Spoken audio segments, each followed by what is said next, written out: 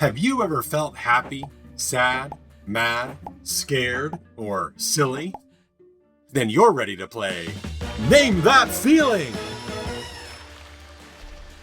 Noor can't stand losing at chess. Her face feels hot, and she flips over the board.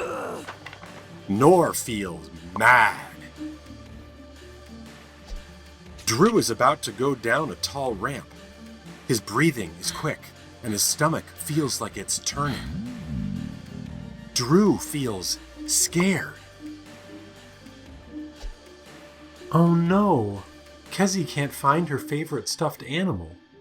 Tears fill her eyes, and she wants to be alone.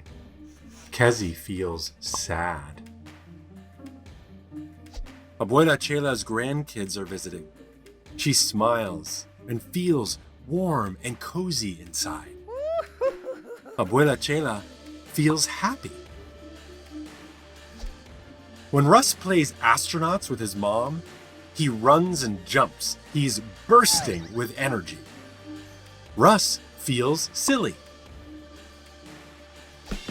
Excellent work naming these emotions.